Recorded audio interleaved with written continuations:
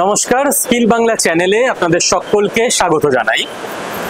যারা এই চ্যানেলে জাস্ট এর আগের শর্টস ভিডিওটা দেখেছেন তারা জানেন যে আমেরিকাতে শাটডাউনের ফলে স্ন্যাপ প্রোগ্রাম অ্যাট স্টেক।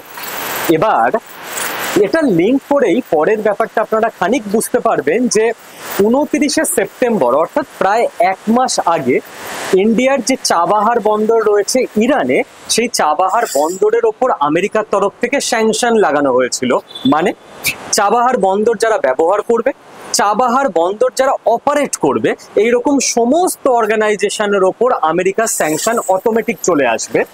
দেখুন, 6 মাসের জন্য এই জাস্ট 29শে অক্টোবর থেকে আমেরিকা চাবাহার বন্দরের ওপর যে স্যাংশন ছিল সেটাকে তুলে নিল।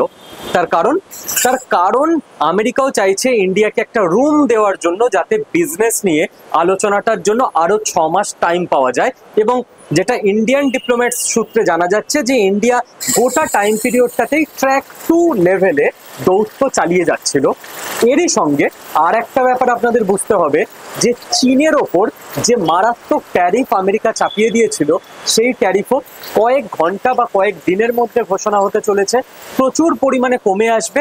কারণ সি জিনপিং এর সঙ্গে আমেরিকার যে মিটিং সেটা প্রায় সাকসেসফুল হয়েছে বলে ধরা যায়। এবং আমেরিকা যেহেতু আভ্যন্তরীণ দিক থেকে প্রচন্ড সমস্যায় রয়েছে, তাই ভারত তথা চীন তথা বাকি দেশগুলোকে আমেরিকা আস্তে আস্তে নিজেদের রিজিডিটি থেকে সরে এসে অনেকটা সুযোগ সুবিধা করে দিতে বাধ্য হবে নিজেদের অভ্যন্তরীণ সমস্যা আটকাতে ঠেকাতে।